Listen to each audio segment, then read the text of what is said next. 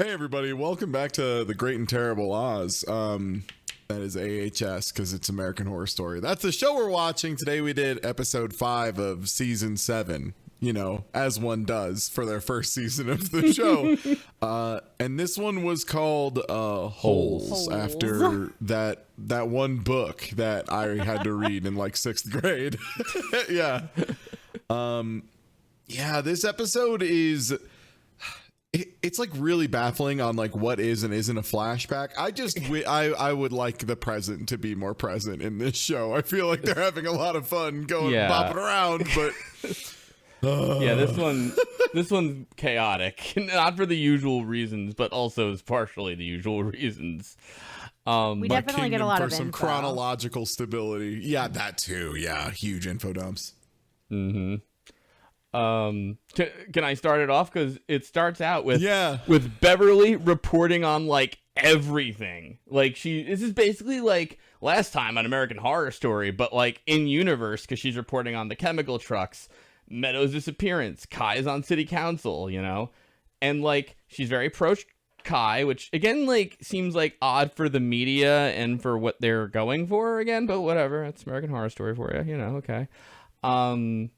And then like back at the news studio, Bev's boss, whose name is Bob, is like why are you always first on the scene of the crime, and why are you reporting crimes really high when it's actually really low, even though there's been like 3 murders like in this town in like a week or whatever, you know?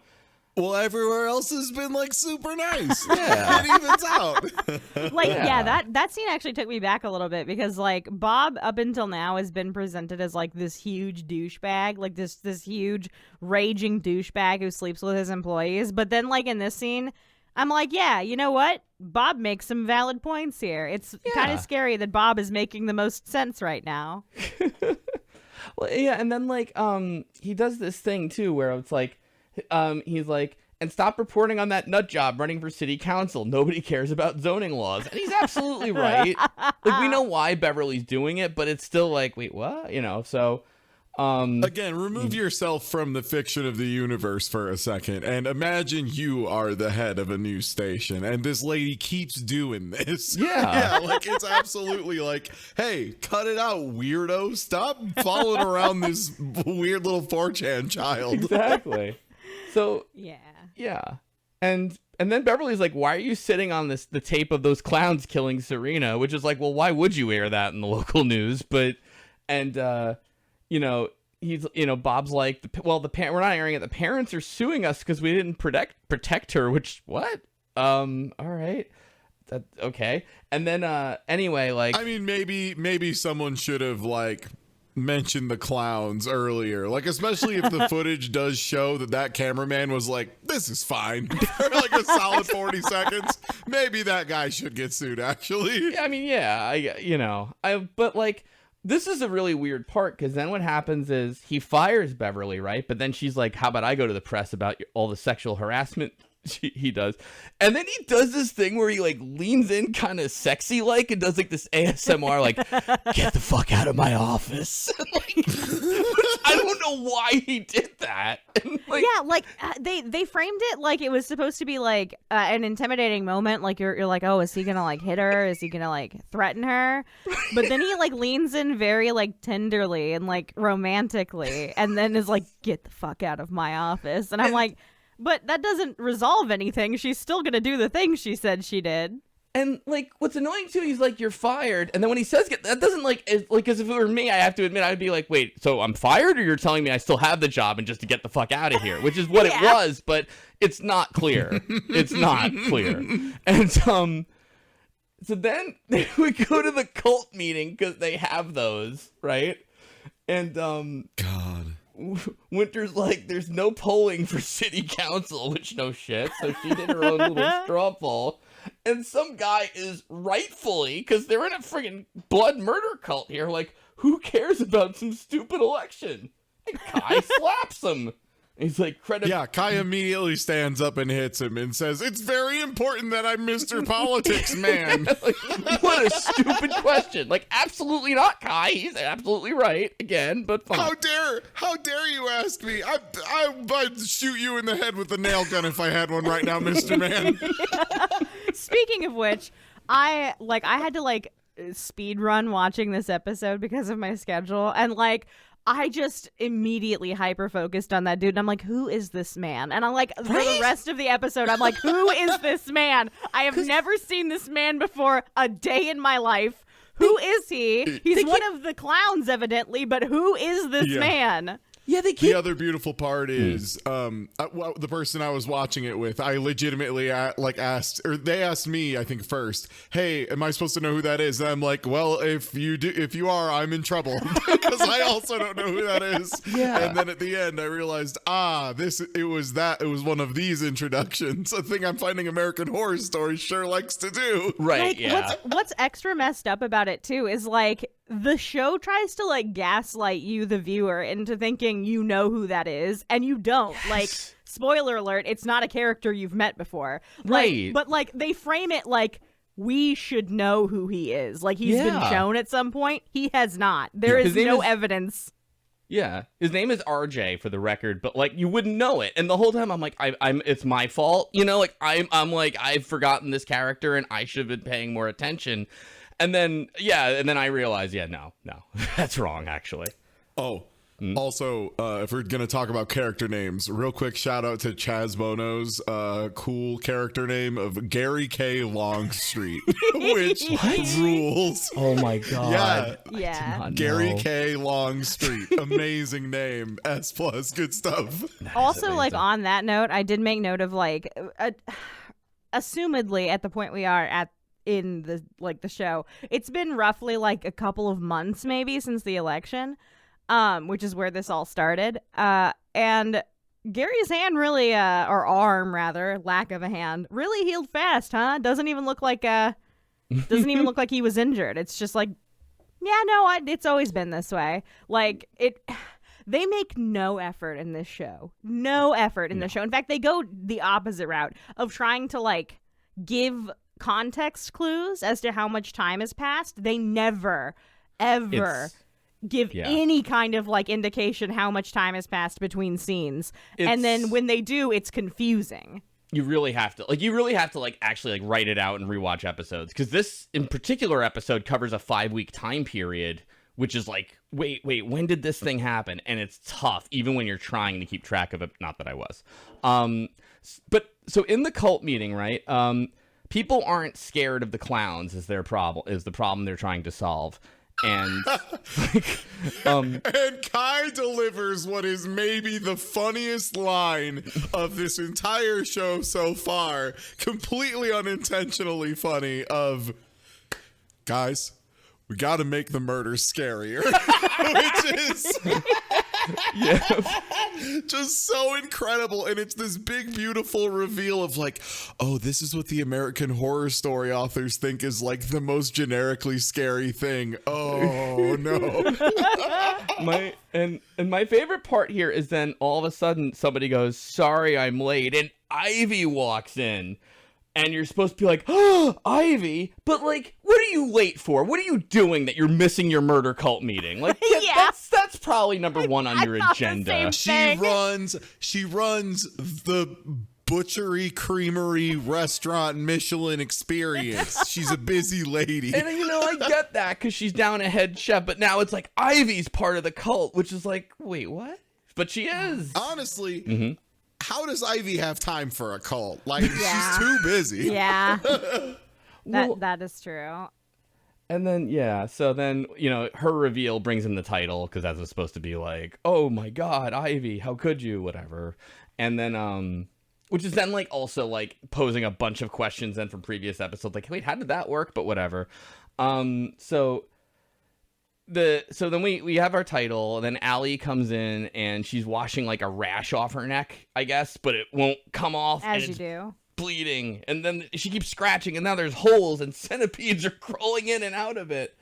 And then she's with the therapist and she's like, "I've always been afraid of the holes, which like, yeah, we know we covered that already. Like he doesn't say that, but I do, you know. And then the therapist says another one of the funniest things of this episode, which I'll be paraphrasing, but it's something along the lines of, well, you're afraid of holes because they're a metaphor for how much you suck.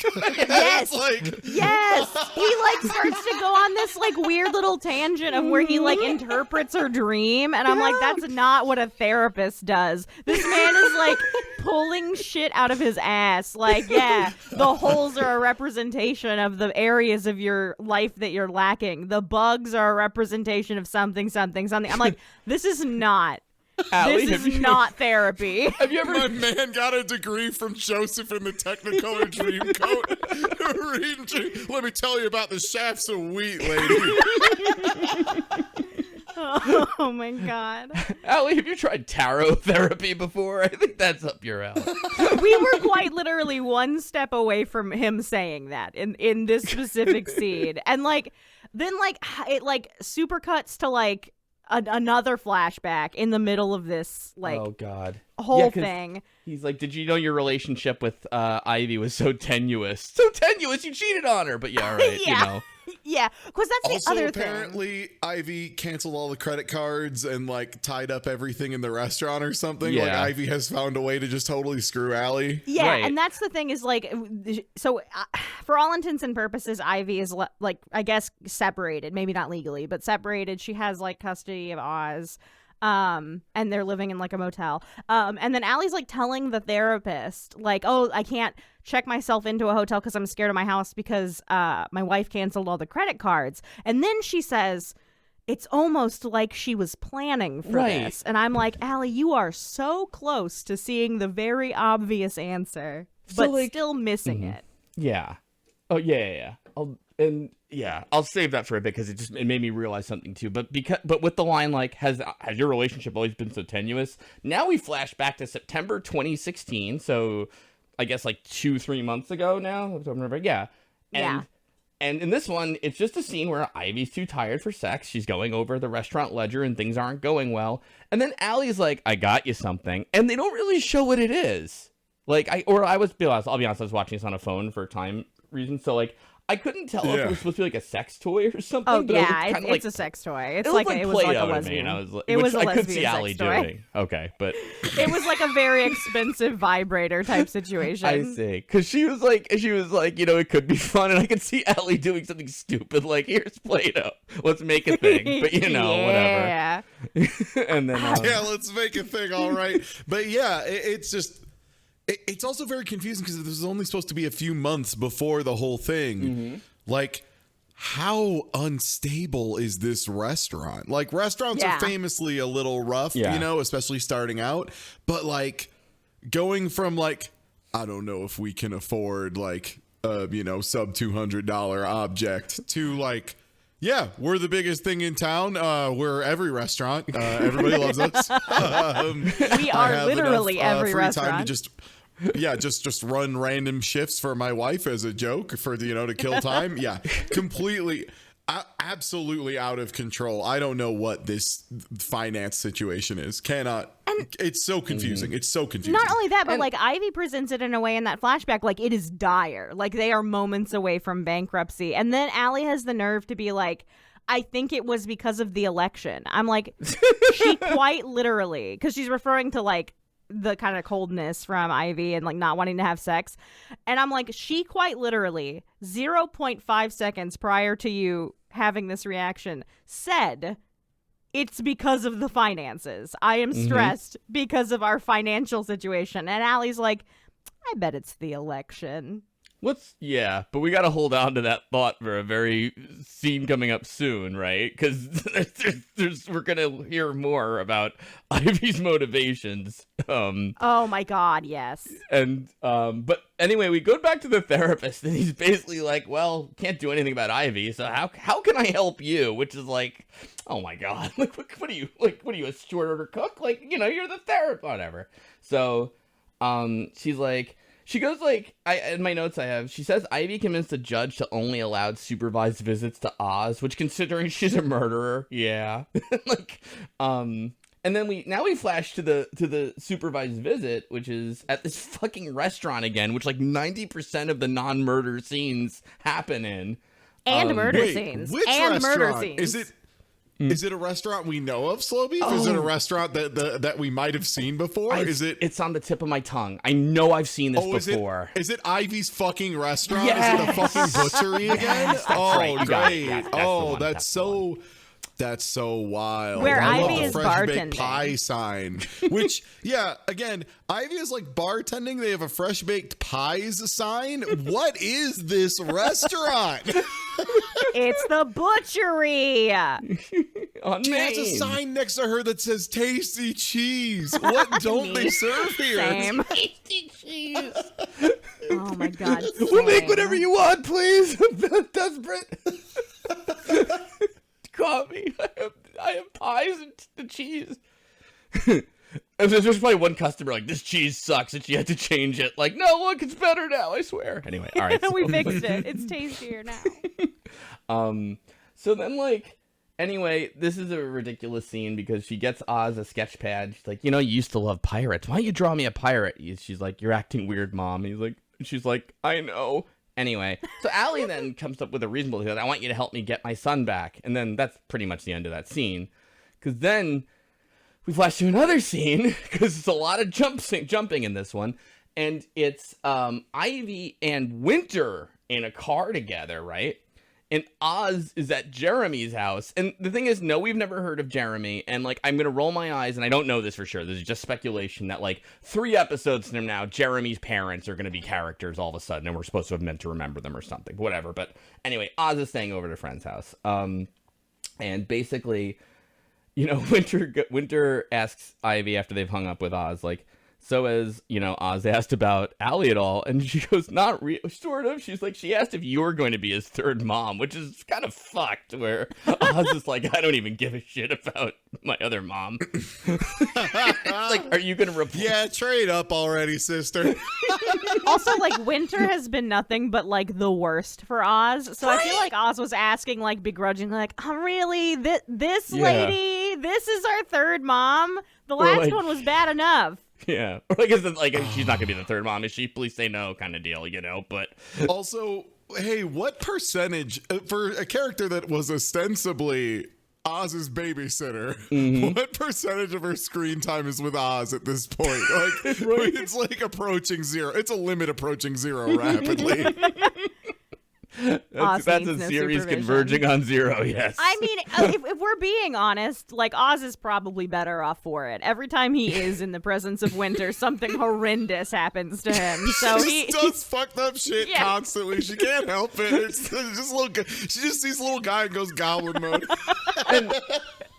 But so, okay, this is the part that's incredible to me too, right? Because then Ivy reveals her motivation. She's like, I hate this country and what it's become. And then she blames Allie for voting for Jill Stein. Yep.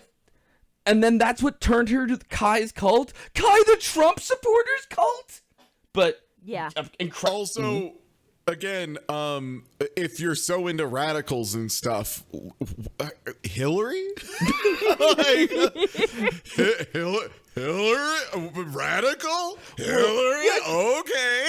I guess it's supposed to be, well, now that I see what happens, now I understand radical action is the only thing that gets things done, which is the thing she said. But this is the part that pissed me off because she's like, I just want to make the world a better place for Oz, even if it means burning everything to the ground, which, like, okay, you want to make things better for Oz, so as part of the Master cult plot, you set him up with this babysitter who's showing him murder porn, apparently knowingly because you've been in on it the whole time, and having, like, clowns in to, like, try and kill and traumatize. Like, that doesn't work. This does not make... Also sent a link to a video of her finger banging his mom in a tub.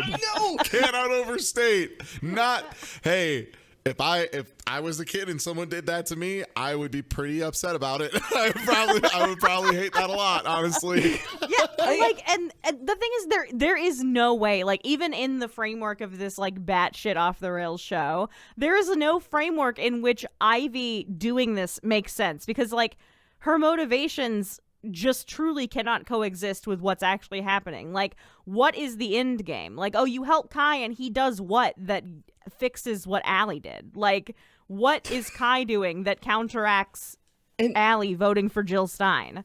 And also, like, the scene where, like, I can't even remember the guy's name. The guy who's hanging on the meat hook in The Butcher, right?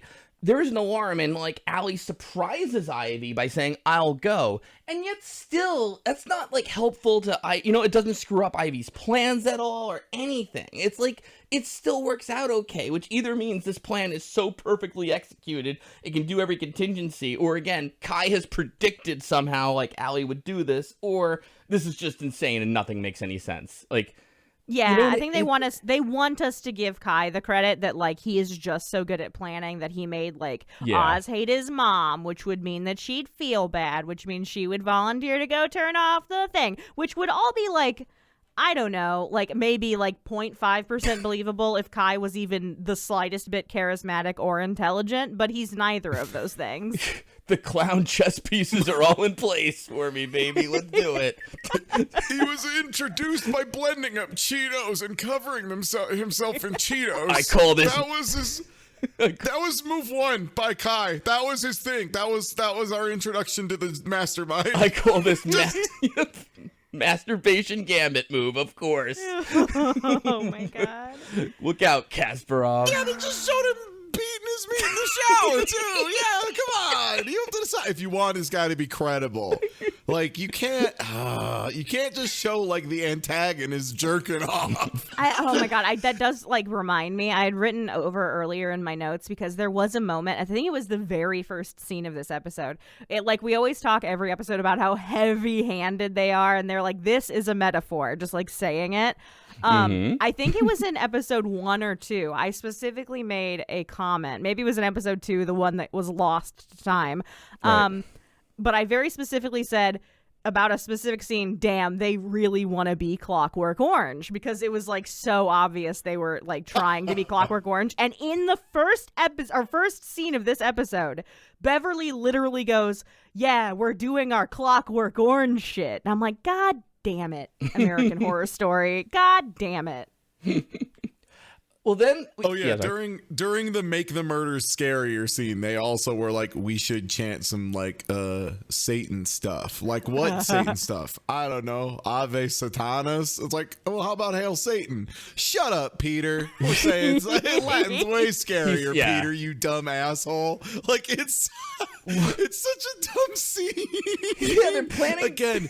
Yes. Like, this is done as comedy in other genres where they're like, here's setting up the murder games. It's very funny because you can't do this seriously. You can't show people planning to do something spooky. It's just not spooky. I know. So because I think we have another planning scene now where they plan to murder Bob, Beverly's boss, and, like, they're talking about how they're going to do it. And we have the Ave Satanas bullshit or whatever, right? And then, like...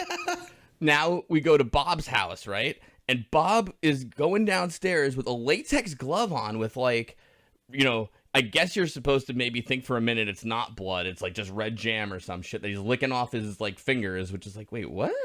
And, okay.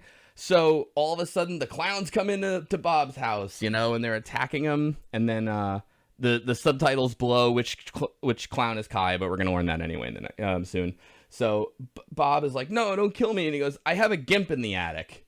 No.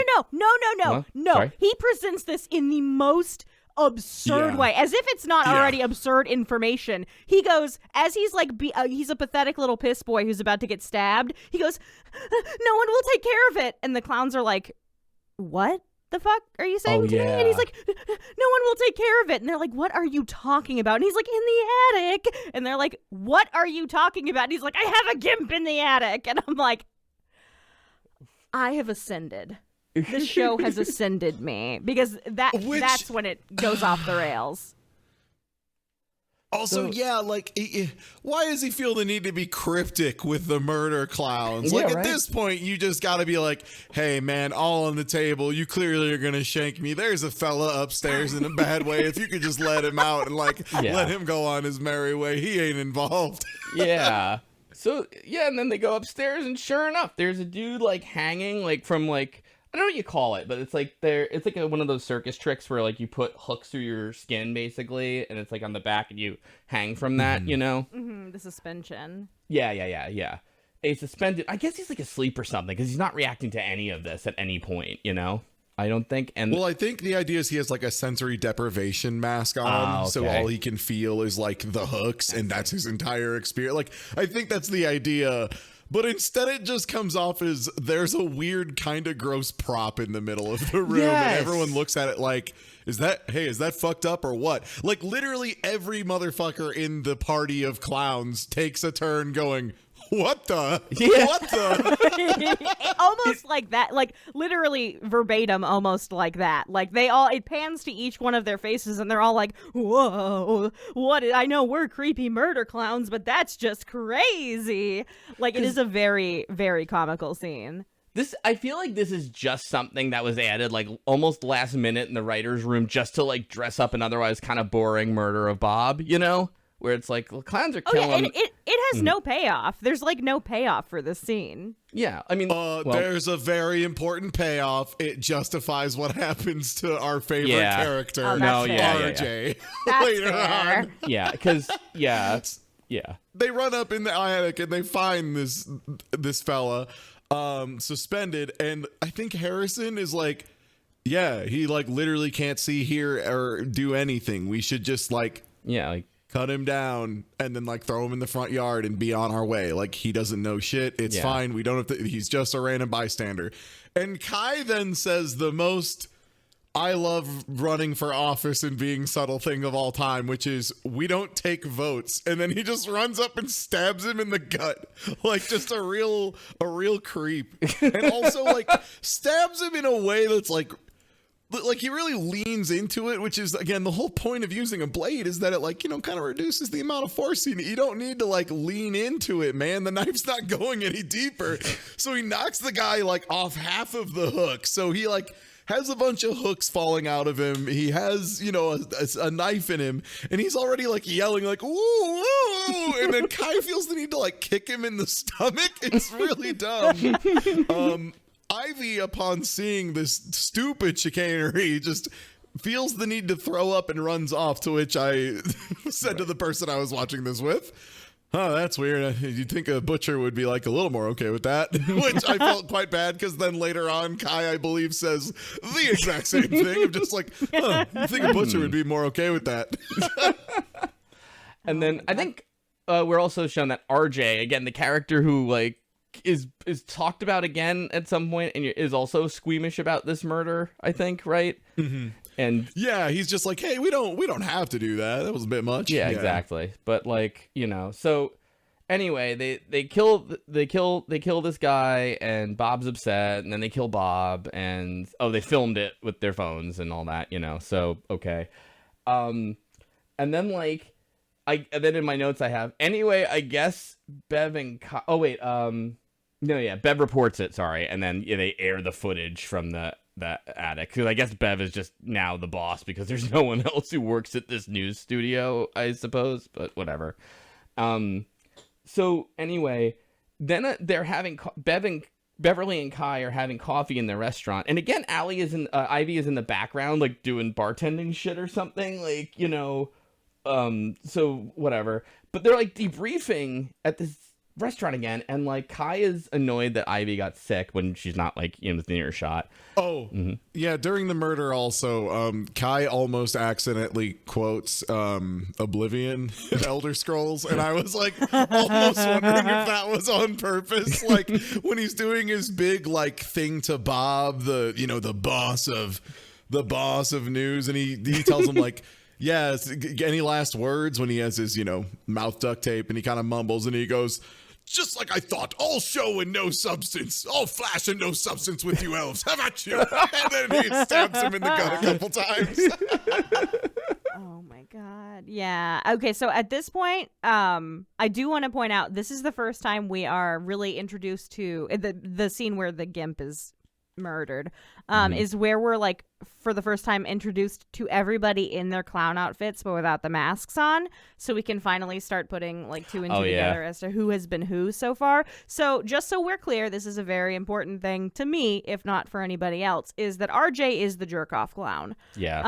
This is an important note for myself, not for the rest of the show. It's not relevant in any way, but it is important to note that he is our beloved jack off clown, because they start referring him to the weak link. Beverly does in this scene too, and Kai is like, maybe his heart's not really in it, and it's like, I don't know, I think he is actually. I think he's I think he's pretty into it. Also, another fun fact, Harrison is the clown who is fucking the clown on the melons, and the one getting fucked is RJ. Being fucked is the cop. No, it's RJ. RJ is also getting fucked, as well as being the beat off clown. Nice. RJ's contributing. You know, like it's RJ is contributing in one very specific way, and I appreciate that. I feel that. like more of the members of the team should have stepped up to the plate to defend RJ maybe later on. Right? RJ really was filling a void that was not being filled by anybody else, honestly. Apparently. And I do want to say, Kai was the one that I kind of honestly thought was Kai, which is the one that Allie wakes up next to in bed at one point, and then also the one that in the grocery store was riding around on a funny razor scooter. I like that a lot. So like, anyway, Bev is like, we have to address the weak link, and then we have a flashback to 5 weeks ago, to when they like that weird beginning scene at the beginning of episode 3 where they're burying those random people, burying the random woman and her husband in the coffin, or they nail them in, and like it's basically after they've nailed them in, and I guess all the clowns are just hanging out with their masks off, and these people they've like locked into the coffins, and it's just like, Meadow's like, I don't know, we don't have to like bury them alive, really, that's kind of messed up. And then RJ's like, yeah, you know, I think that is messed up too. And then we kind of just go back to the present. Like, that was that whole point of that scene, just to be like, hey, see, they had, we didn't lie to you. They were having second thoughts, which, like, I guess, anyway. So I just like that scene because they're hanging out in the house of the people they have just, like, trapped inside of coffins. It also shows the practicality of them setting up the coffins, which was a very funny scene. Again, you can't show someone setting up the spooky coffins in advance. That's the stagehand's job. That's what the stagehand does before I see the scene. That's right. Because there's a part where like Beverly's like helping out, like, no, move that one over to the left. They got to be centered. And it's like, what are we doing here? Like, is this supposed to be funny, or, you know? Yeah. They even, like, acknowledge it in the show. They're like, why are we doing this? Like, that doesn't make any sense. Like, you cannot tell with the show whether they are being self-aware or if they are so oblivious they don't realize they're making a joke. Or it's like, if they're making a joke, it's not obvious enough that you're supposed to, like, laugh with them or not. You know what I mean? Like, it's, like, just not there. Like, I'm sorry. And then at one point, like, there was, like, a 10 minutes to showtime thing when they're like, oh, they've left therapy. They're going to be here in 10 minutes. Like, what kind of friggin', like, well-oiled machine plan is this that, like, that these friggin', like, 8 people meeting in a basement have? And I think this is the final thread that comes through at the end of the episode. I think you'll see is how they know that. The other thing is, like, it's just like how they characterize Kai, where, like, they simultaneously show us, like, this group of people that work, like, Jigsaw's assistants, like, getting paid millions of dollars on the black market to, like, work, like, a SWAT team unit, just, like, absolutely, like, Marine Special Forces. But then, like, the scene where they do the thing with, like, the coffins, they're all just sitting in these people's houses with their masks off, like, just leaving, like, physical evidence everywhere, footprints, hair follicles, you know, just everything that could definitely give away, like, anything about what they've done. So, like, they're simultaneously both the worst group of criminals and the best group of criminals. They suck, but so does everyone else, so it doesn't matter, you know? Like, that's, like... There's a cop with them, which means no other cops are allowed to investigate. That's how it works. That's the rule. Yeah. That was like Kai's first win in the cult, like, you know, thing or whatever. It's like, I need So, anyway, now we go back to Allie, who's home, right? And there's some kind of commotion across the street. So she uses Oz's telescope to see Harrison dragging like a body bag into his house and then like go into his living room and hook up with the guy. I guess it's a cop, right? Yes. Yeah.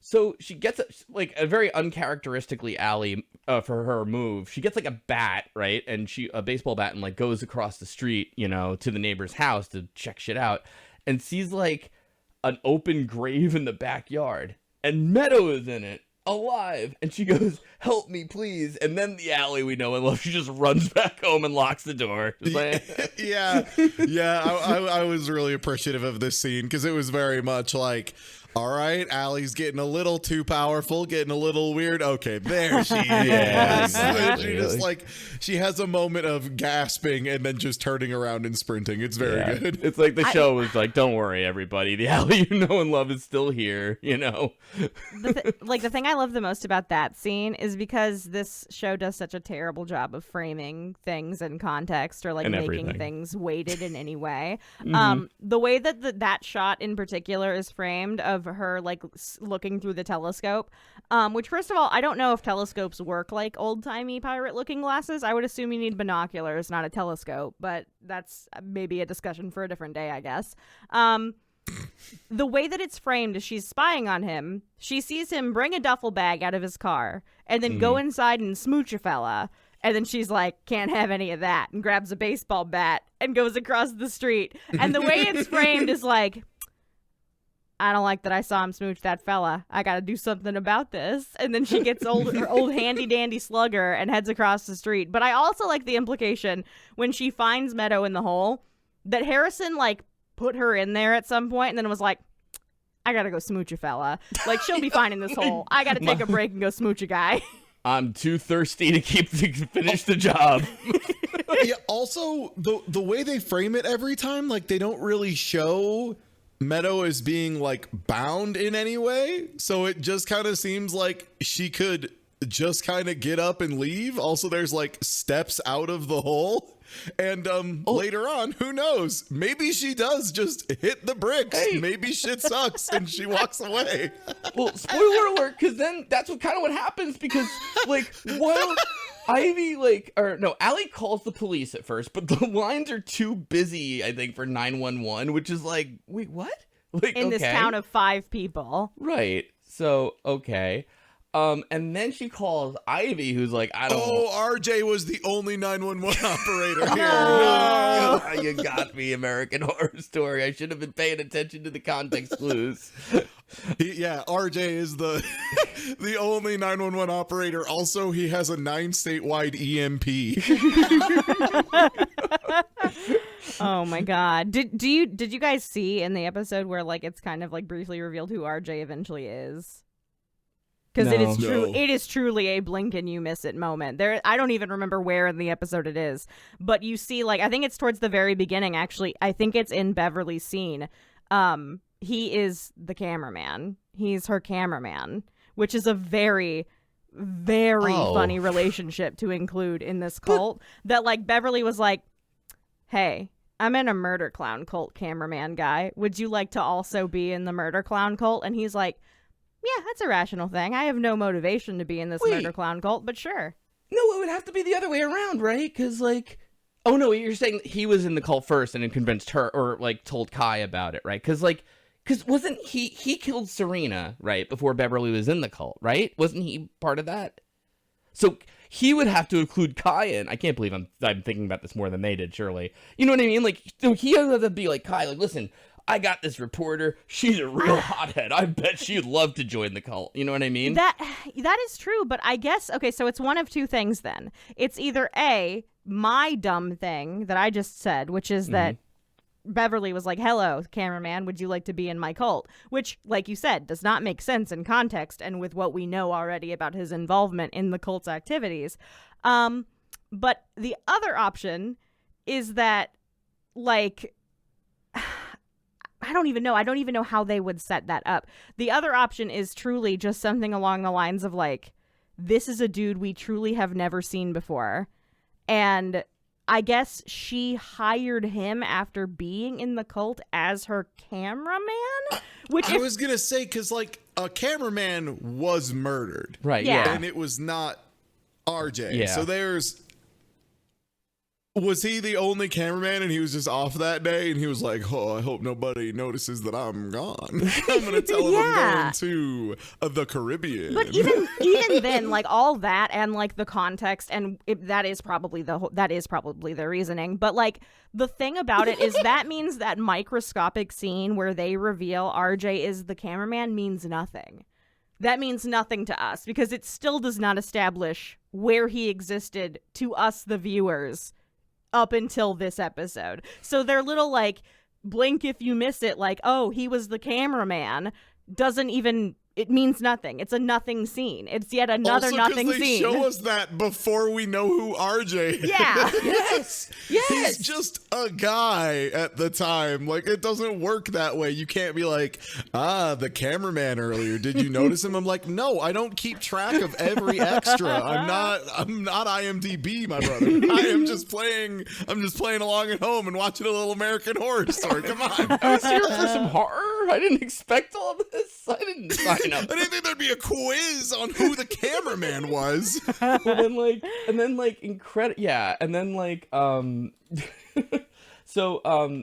Okay. So we're at the scene where Allie is, like trying to calls Ivy, who's like, whatever, bitch, I don't give a shit. She's like, no, like Meadow was there in the backyard. And like, I guess we're supposed to be like, no, Allie, like Ivy's in on it, whatever. But then like Meadow, okay, because you have to imagine, right? That's got to be a good scene when like Allie finally discovers that Ivy's in this cult and is really in on it and stuff. So here's how it happens: Meadow, who was in an open grave last we saw, just comes to Allie's window and is like, Allie, you gotta let me in. It's a cult. If shit sucks, hit the bricks. You can just leave. Go. Walk away. Go somewhere fucking else. No, I gotta tell the neighbor. I gotta tell the neighbor lady that hates me. What? Yeah. She just climbed out of a grave. Run, girl. Just run. No, run. Also, Find like some woods to be in for a night. She's like yelling be at. gone. She's like, they're coming for me. They're coming for me. I'm like, then maybe stop yelling. You You can tell her tomorrow when you're screaming. safe. You can call her. Send an email. There's a lot of different, like, better times and ways to do it. But she's like, she says, and this is ridiculous, it's a cult, Allie. They're all in on it. My husband, your babysitter, your wife. And then, like, somebody, like, throws a pillowcase over her head. And then Ivy's like, who was that? Allie, what's going on? And then Allie hangs up on her. And it's like, this scene served nothing but, like, you know what I mean? Like, just having to, like, we have to advance the plot and have her realize, that they're in on it, and we don't know how. Fuck it, just have Meadow tell her. She'll climb out of the open grave and do it. You know what I mean? Like, it just, that's all that works. Again, this just, like, it reinforces what we said about the last scene of that it's very funny that they, not only did he throw Meadow in a hole and then go smooch his fella, but he threw her in a hole in a capacity where she could just climb out. But he was so horny that he's like, you know what? It's fine. Whatever happens, happens. If she gets out of the hole, she gets out of the hole. I gotta go smooch my guy. I know, like, I feel like maybe that's something my younger self would have done, just been like, I need a cigarette really bad. Can you just hang out here and I'll finish it? But like for Harrison, he's an older guy. He should know better. It's not his first kill, and he's gonna be like, I can't bury you until this nut is gone. I'm afraid, like it's gonna have to wait. Also, there is literally no reason, and I may be forgetting that they explain it somewhere down the road, but it's not that relevant of a plot point, so it doesn't matter. And honestly, any explanation they would give would be stupid anyway. Why not just kill Meadow before you put her in the hole? Is there a reason Meadow had to go in the hole alive? They needed her to be buried alive so that it was. We gotta. Liz, did you not hear Kai at the beginning of the episode? We gotta make the murders more scary. But this isn't That a is murder. our main objective. This is a hiding of a body that's not dead yet.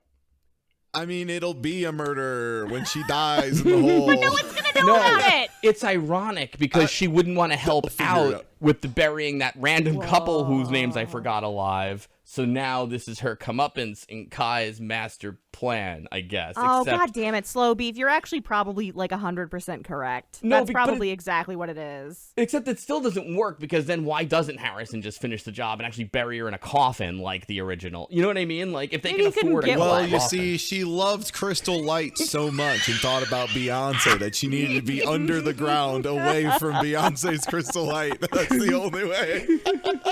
Oh, my God. Or horrendously disfigured victim Meadow, who is entirely unfuckable. Unfuckable crystal light hole. Get in it.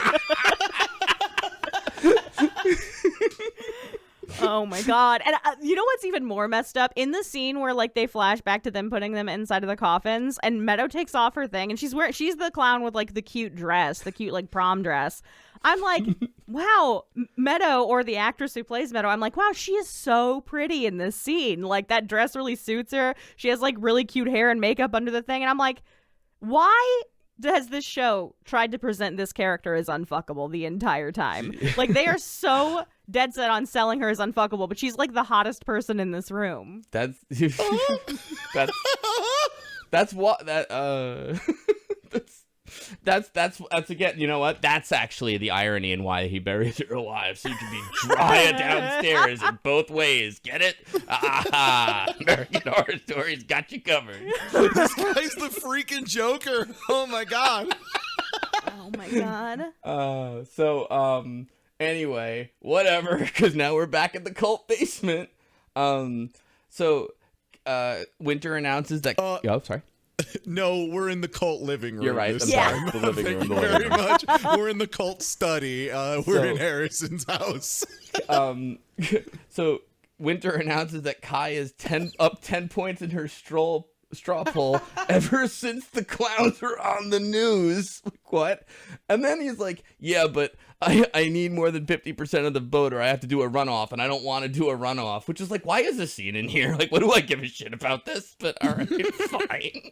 I guess I have to care. Also, I believe Kai says in response to being up 10 points in an election for a city council seat, he says, this is the biggest jump in the shortest time ever. And I'm just like, my man, you have a problem with making up statistics like many of your kin, but this is egregious. No one's buying this. One of the ladies in the room is a reporter.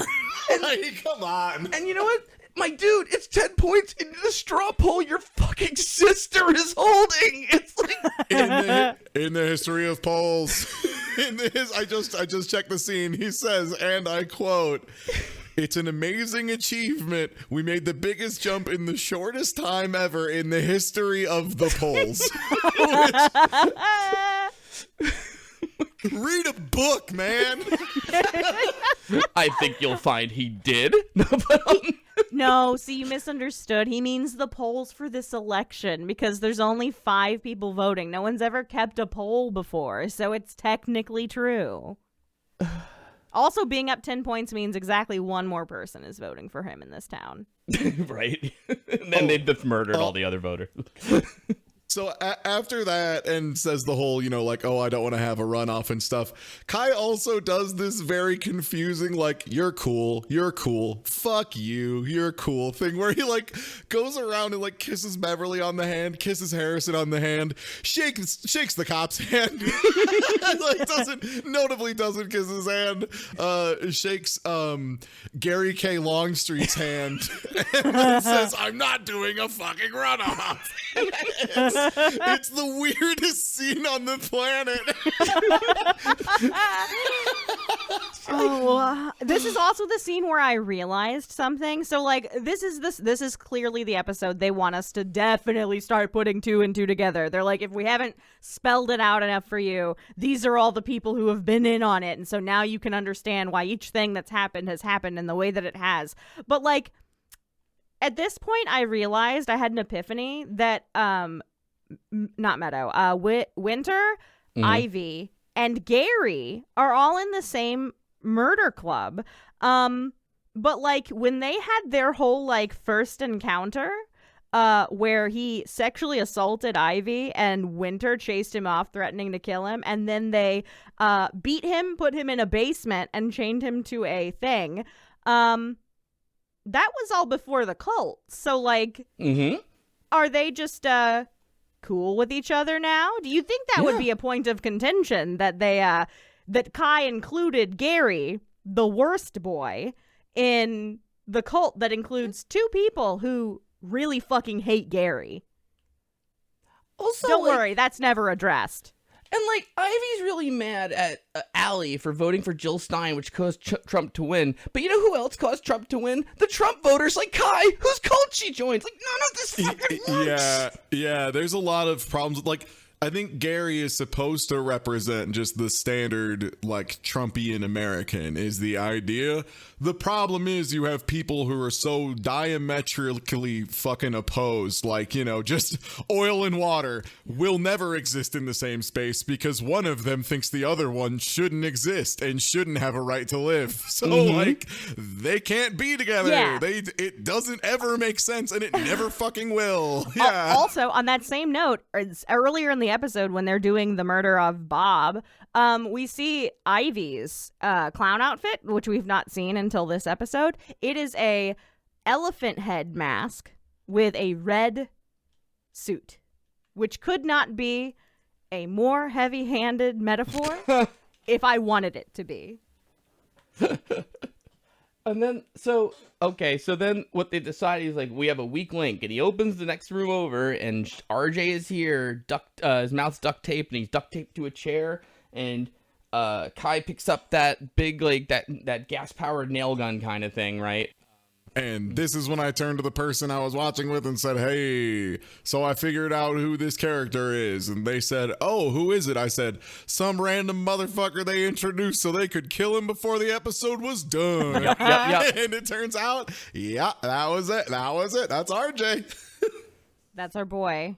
And he goes, this annoyed me too, because I quickly Googled it, because he's like, you know, one of them was like, but RJ's one of us. And I wrote, who the fuck's RJ? And whatever.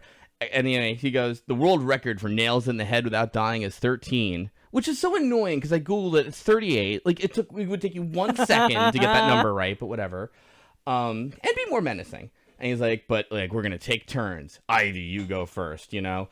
And, like, I sort of like this scene. Like, the audio is, like, on point here, and it's kind of intense. The music, I should say. But, you know, and Ivy does her little, like, I don't want to, but fine, and shoots him in the head, and everybody does it, but then it's shot pretty bad, and it's just like the one picture. It's like you see this one like shot of the guy's head over and over again with blood, so it's not that great. But and they like really draw it out like it's supposed to be some horrifying thing. But for me personally, it was just like, wow, that's really unlikely. Yeah. Wow, that's crazy that he's still like going and doing stuff. Like, that's wild. And then they feel the need to have Kai grab it and be like, I read about something on the internet. Would you like to hear? There's a part underneath the brain that will kill you faster if you get hit in it. It's called the medulla oblongata. I know. It's the dumbest speech. Like, he's trying to be this intimidating knower, and it's like, yeah, man, if you shoot someone in the brainstem, they're gonna die. Yeah, like that's not some like brain genius factoid. That's just like, yeah, that's severing the connection between the brain and all the rest of it. Like, yeah we know. But it's like an on-off switch for the brain. Like, what are you talking about? Like, no, it's just a thing that kills you if you don't have it. There's a lot of those, actually. As someone who was a medical engineer for a good number of years, yeah, there's a lot of parts that if you just kind of like stab, it's really bad. Oh. Also, like you said, the scene was like probably the most intense scene of this season that we've had so far, and like genuinely, like they weren't trying to do something silly like a clown jerking off or like fucking over some melons. Like, it was a genuine, like, kind of tense scene. It got a little over the top, and some people didn't really do great on selling their scene when they were shooting the nail gun.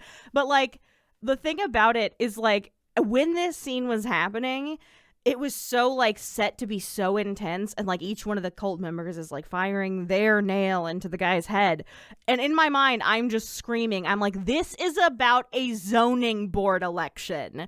You are nail gunning this man in the head about a dude running for the zoning board of a town of 15 people. I cannot give you credit. Winter's like sad and like crying about it and stuff, and it's just like, okay, this is what the thing I was legitimately expecting was Kai was gonna hand the nail gun to someone and they were gonna like maybe turn it on him and say like, hey man, fuck off, and like have a discussion there, because again, this is a truly wild thing. Like, everything else up to this point was already, you know, like, kind of like, okay, well, let's assume Kai has infinite charisma and is actually super charming and doing like a Charles Manson type thing or something. Like, sure, let's pretend. But then this is just like, it's a grisly murder of one of their own members for no discernible reason. Like, not even a perceived threat, just like, I don't think he liked doing murder enough. Yeah. And it's like, he's the guy who was jacking off I know. during the murder. Like, he loves it. Are you kidding me? And so, like, any member of this group should have just been like, hey, man, I'm going to take this nail gun. I'm going to go to my car. I'm going to drive 3 states away and never fucking see you again. All right, tight. Peace. Like, that's when you just like, yeah, like, I'm gone. If we're just going to kill people in the group indiscriminately like this, I'm out. Right? Bye. Like... And like Beverly could even have been like, well, he did refer me. At least, you know, but even she's like, he's a weak link. Fuck that. Ugh, whatever. So then all of a sudden, Pinky. Yeah, what about his referral bonus? Right? Think about the referral bonus.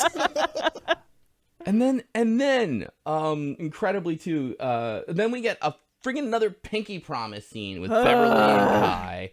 And it's even on like a black background where their fingers touch where it's like, oh, here we go, but whatever. So then like, you know, incredibly, you know, he's like, what scares you? But then she's like, I want to know about you. You know, I want to know who you are. So he says, you know, my parents died 3 years ago. Then they show 2014 or whatever. And then like his dad. So Kai's dad is a lawyer Kai and Winter's dad is a lawyer who got into a motorcycle accident and and then he got like really abusive because he was like paralyzed. And he's like, you know, Taco Tuesday's too spicy, you know, woman, like he says to his wife or whatever. That is a real quote, by the way. Yeah. And she says, and she says, I use mild salsa. Yeah. It's just like, again, if Seinfeld taught us anything, it's you can't make people like take the word salsa seriously. Yeah. And especially in the context of, and this created a serial killer. Yeah. It's just like, the salsa, Jim.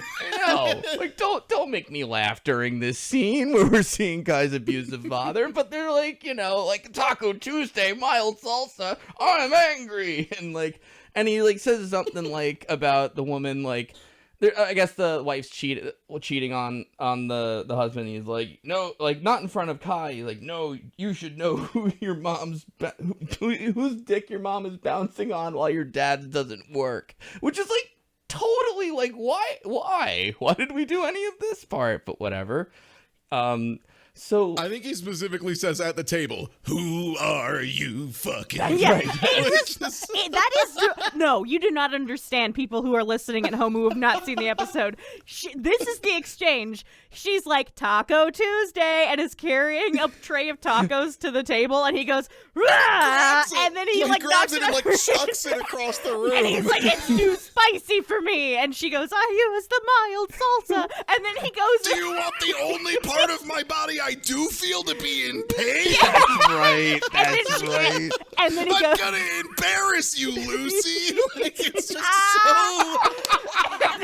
then that's when he goes, who are you fucking? And I'm like, where she just brought tacos to the table, man. Calm down. It's beautiful. Oh my god.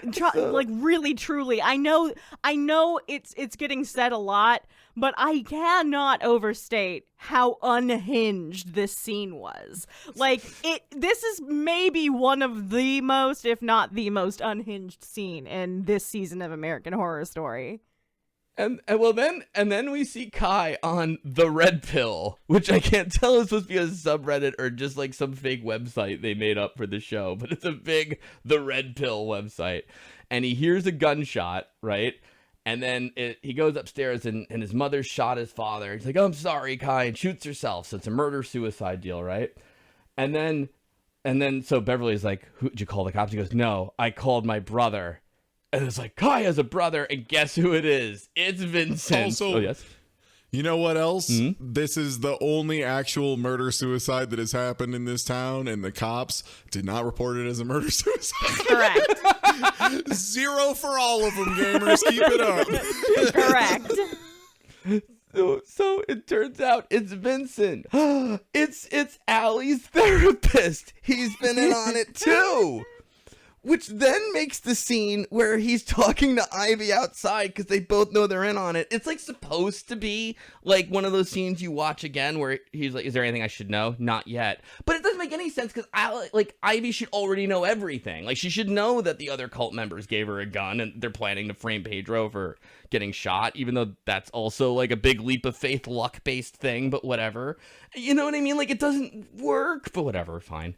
So anyway, the therapist is on it. Basically, so far, like everyone who's not Allie is in this cult. I think I can't think of any characters we still haven't. Sorry, yeah. Like no, exactly. Like what you were saying. Like thinking back on like all of the scenes, like that they want you to be like, oh, remember this interaction and this interaction. Like yeah, because this that makes the therapist like being a huge dick to Allie in episode 1 even funnier because she's like, I'm afraid of holes, and he's like these holes, the ones on my shelves, which is so funny in context. He has some very confusing motivations because it doesn't seem like he's maybe part of the murder cult directly because we don't see him as part of the clown situation, but he does immediately go like, we need to cover up these murders, Kai. It's just like, what? Like his instant response is, we need to cover this up. It'll be so bad for my practice. Yeah. And it's like, wait, what? It's like, I just passed my certification and I can't possibly explain to all of my new clients why my parents killed each other. To which it's like, yeah, you don't have to explain that because they're not going to bring it up. Yeah, that's wild. Why would you research your psychiatrist or psychologist's like personal history? That's so weird. Also, like a big part of it is like they're like partially detached from your life, and that's kind of what. Okay, well, regardless. Well, that's like, yeah. And then, so, yeah, like he's like, and Winter wouldn't be able to afford Vassar without like mom's pension and dad's disability check. So we're going to pretend that they're alive and, you know, we're not going to report this. And that is somehow going to work. And Kai, who like, you're supposed to think like this is what turns him basically is like, okay, yeah, that works. And then like, so Winter's away at college. So she doesn't know about this right away. But then like, oh, wait, I'm sorry. And then like when they agree to do it, they pinky swear on it, which you're supposed to be like, oh, that's the origin. But I'm like, come the fuck on, who is doing this? Like, no one's going to be like, we're going to agree to cover up this murder and never talk to anyone. Pinky swear. Like, no, motherfucker, blood pact or something. Or, like, firm handshake, at least. Like, there is no way I'm agreeing to murder cover. A business-like handshake. And just say, hey, no, we're not going to talk about these murders. Agreed. And then we shake on it. And I remember I left the oven on and go back downstairs. Like, it's like, and this, what's so insulting about this specific sequence is it adds yet another layer of what the fuck is happening to Kai's character, because it's like, okay, so his motivation is that his dad was shitty and abusive and that made his mom kill him and herself. Like, that is a very traumatic thing, yes. It's not motivation for whatever the fuck Kai is doing, because whatever the fuck Kai is doing has no affiliation with that kind of trauma whatsoever. And, like, at this point, too, it kind of makes sense then to have this older brother be the one secretly pulling the strings, like the real cult leader. But he's not. He's just one of, like, the soul. You know what I mean? He's, like, he's in on it, but Kai is still the leader, even though it wasn't even his idea to cover up his parents' murder. And, like, and again, I knew this while we were watching it. You know what I mean? Like, so even having that knowledge and watching all the scenes, it still doesn't work. There's still not a lot you can look back on in a second viewing and go, oh, that's why. Which is, you know what I mean? Which is why I caught that stupid little, like not yet. The only thing his brother being the therapist, like, legitimately maybe would kind of explain is how they know exactly what everyone's fears are. Yeah. Sure. Yeah. No, I get that. But the problem is, then why isn't he involved in the murders? Why is he just like he was worried about his practice. Right? So he was going to cover up a murder, yeah. But he's cool with his practice being entirely ruined by telling his younger brother and sister what everyone's greatest fear is. And then weird, those people are mysteriously dying to their greatest fears over and over. Oh, well, could be anything. Damn, I don't have any clients anymore. They keep getting murdered by clowns. I know. Good thing nobody ever told, like, Good thing, like, nobody ever had a fucking journal that was like, I told my therapist about my secret fear of being buried alive in a white coffin in my living room. You know, like, there's so many ways this could go wrong, and yet, fuck.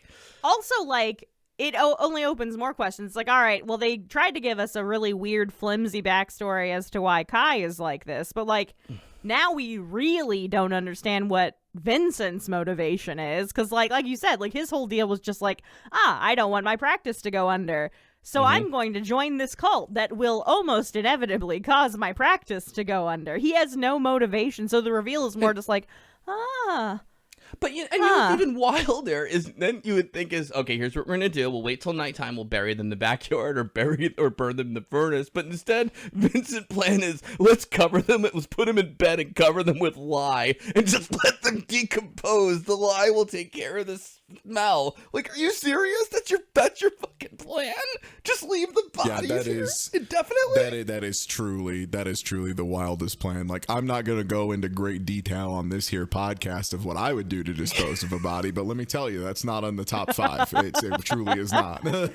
I'm not even sure it's on the paper, honestly. I don't know. Yeah, no, it's one that someone would suggest, and I would go, "What the fuck are you talking about? Someone's gonna be in here ever, man. What do you do? What?" It is the idea of someone who would pinky swear you on a murder pact, I guess. But like, you know, all the more reason to be like, "Hey, I'll pinky swear with you," and then call the cops. Be like, Vincent totally killed my parents or something. I'm framing him now. Just perfect that. I mean, even then, like, he asks, he's like, what do we do about Winter? And the therapist just very, like, dryly responds, tell her when she gets back. That bitch only calls for money anyway, fuck her. And it's just like, what? Like, that's not, what? What? And then, like, they show Winter coming home, like, what the fuck? Your parents killed each other, and, like, you kept their bodies in the bedroom. I'm telling the cops, and he's like, well, who's gonna pay for Vassar? And she's like, yeah, checkmate. And then it's just like, yep, all right, that's it. End of discussion. Like, what the? Capitalism makes clowns of us all, truly. American Horror Story. So, God damn it. So anyway, so then we go back to Kai, and he starts crying in front of Beverly during the pinky promise, and that's the end of the episode. And they like frame it like a really big, dramatic, important shift with like Beverly looking down upon him coldly as he cries. But like I think she even like stands up and like gets behind him a little bit, but it's like kind of framed like it's supposed to be menacing, or like metaphorically maybe like she now has some power over him. But it, like, again, what is Kai's character? Like, what is the point here? Like, if he's this like infinitely charismatic guy, this wouldn't matter, right? Like, if he did some kind of reveal like this, it would just, he would like weave it into his own mythos, you know, like build it up to be something greater than it was, as opposed to like collapsing like this. It just, again, nothing of his character. He has to be 12 separate characters at the same time to function in the story, and it's just nonsense. No, absolutely. Yeah, I said it before too, and I can't think of any characters, I guess, who are not in the cult besides Allie now. And I guess technically Meadow, but Oz. Okay, that's fair. Oz. Yeah, like, Oz, that's it, I think. Oz really fucks this story, because like now, like, just like Allie's motivation, or Ivy's, excuse me, is just screwed. Like, she is absolutely traumatizing this kid who she is claiming to do it for.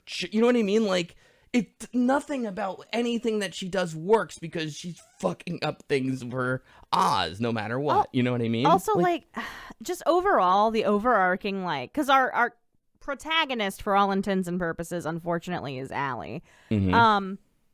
Just the thing that they have not established yet, because now they're like, oh, this reveal, and oh, her wife's in on it. Like, terrorizing Allie specifically is not going to get Kai a seat on the city council. So really, terrorizing Allie to this degree feels completely unwarranted and unmotivated at this point. Well, no, he needed to terrorize her enough so that she would shoot a Mexican guy. But but nobody cared about that, so it didn't matter, and he didn't get any more like brownie points for being like a good little guy running for city council. Yeah, like Look, if we only expected Kai to have good plans, there wouldn't be a season now, would there? Oh, yeah. Like, yeah. So my that'll do it.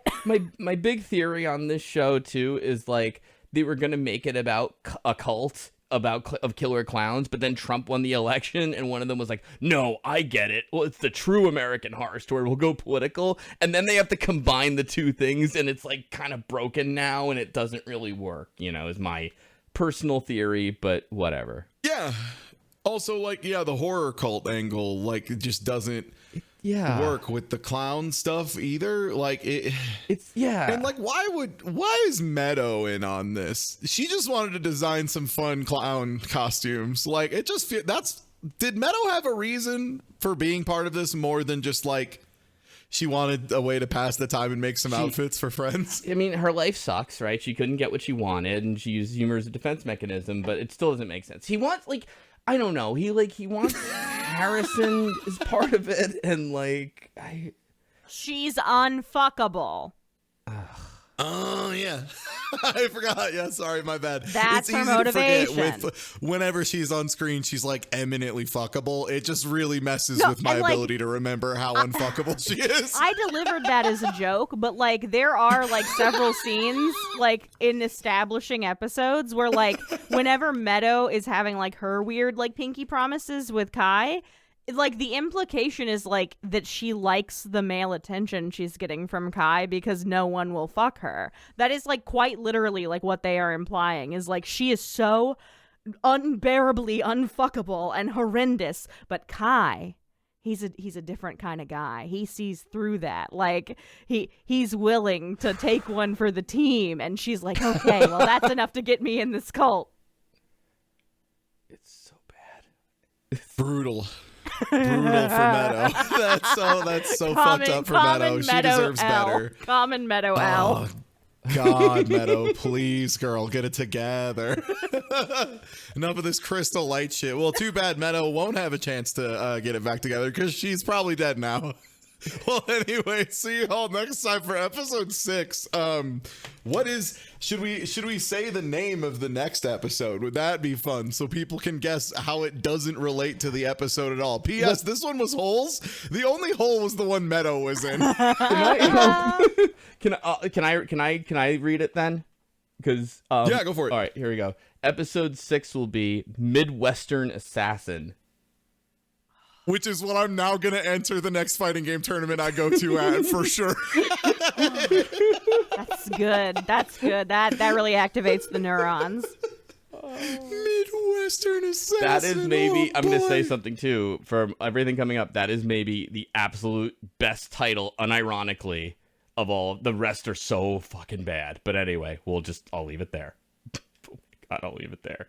Oh my God, I just read the 7th episode title and I am so confused. Why? What in the world? Oh my God. That's okay, I'm leaving. Slightly long episode. Well, anyway, so. Till next time, everybody. Later.